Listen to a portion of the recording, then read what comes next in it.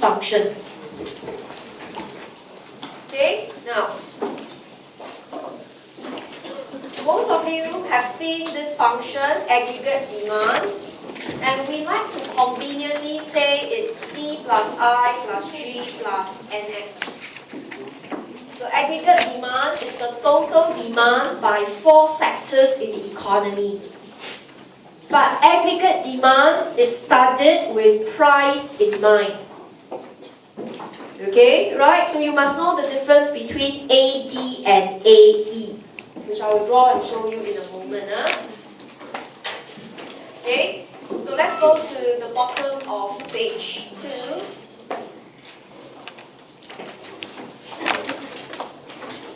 The AD curve that we draw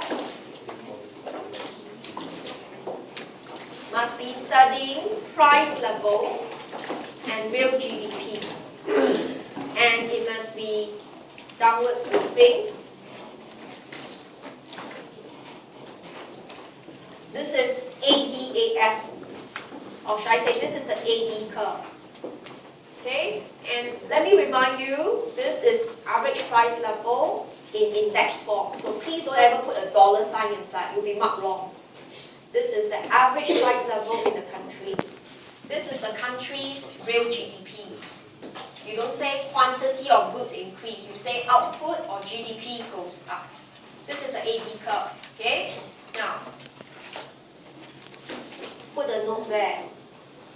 When you were doing topic 5 and 6,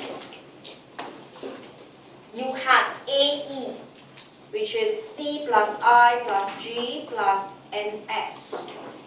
But in topic 5 and 6, you actually assume P to be constant. That's what ISLM is about. So that's why don't get confused. In topic 5 and 6, just a quick recap. The AE curve is upward sloping. Although it's the same equation, but over here, the vertical axis is how much you spend versus your income. AD is not. AD is the price level versus your output. So students keep thinking they are the same, but they are not. If you don't distinguish them, you keep thinking, oh, we are still doing AE. No, we're doing AD already. AD is a function that records the demand by the 4 sectors, but how much they spend depends on the price level. And they share an inverse relationship. Okay? And if possible, whenever you do the AD curve, being a macro student now, try to discuss price goes up. Try not to use price goes down because you know it doesn't apply to the real world. Right? So every time in your answers in the exam, if you only draw an AD curve, you want to discuss the movement. Try to let price go up. You won't be marked wrong if you say price goes down. But remember, you always want to impress the examiner to know, to tell him, right? You're not studying a textbook answer. You're always studying with cross-referencing to the world. So at point A, if price level is P1, total demand and output of the economy is at Y1. Okay? And a lot of us likes to do this. They like to say, oh, price goes up. Okay? Based on the curve, you move upwards, output drops. Please don't say quantity drop. It's output. And this is in terms of your GDP. Okay? This is what you did in your JC days, poly days, or even in your intro days. You merely take the curve and you study how price affects output. But today, or in fact some of you should know, at point A is actually one set of IS with one set of LN. This point A, don't pop up like that. This point A came from ISLM. And when price goes up, okay, Keynes tells us you get point B. It's actually another set of IS. In fact, it's IS1 with LM2. So every point on the AD is not because it looks like that. Every point on the AD came from ISLM. Not because the curve says so. Alright, so our focus of the discussion is how to derive the AD curve without doing mathematical approach. Because if we do mathematical approach, it will look very complicated. We will get an answer like equation 1, when none of us can remember. But just to show you how equation 1 came about, okay, you split this into 2 and you do a quick recap. Recall your IS function, I. This is actually a closed economy, so I only have A bar over B2 minus okay, this is your IS. If you recall, your intercept and your slope. Then you have your LM.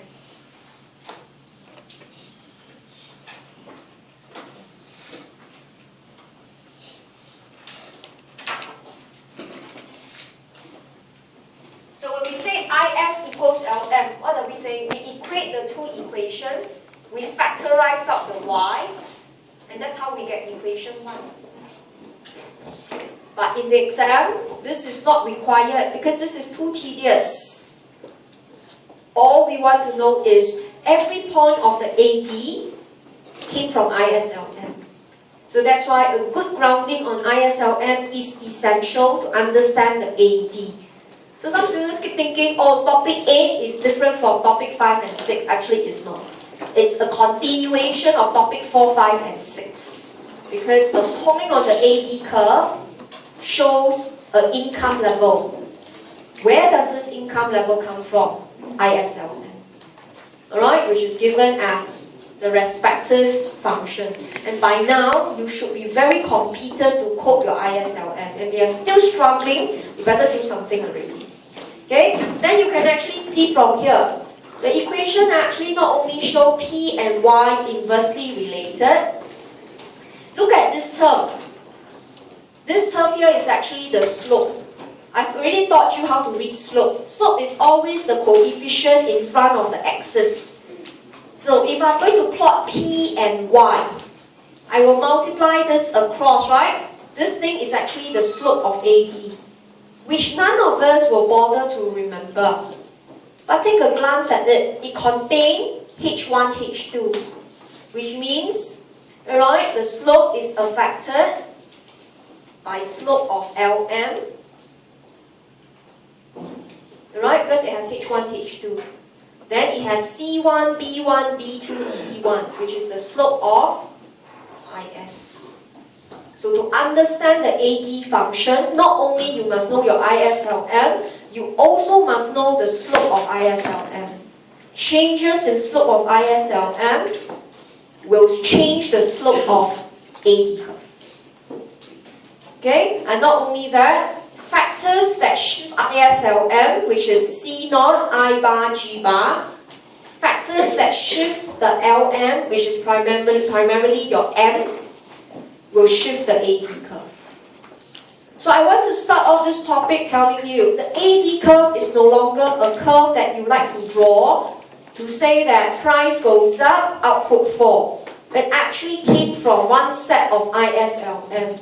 Factors that shift ISLM will shift AD. Factors that change the slope of ISLM will change the slope of AD. So treat the concept of AD with care. That's why it is so tricky. It comes up almost every year in the exam. Because students don't treat it carefully. They keep thinking it's only a movement. It actually came from ISLM. Okay, so with that, let's move on to page 3. So to understand how it was affected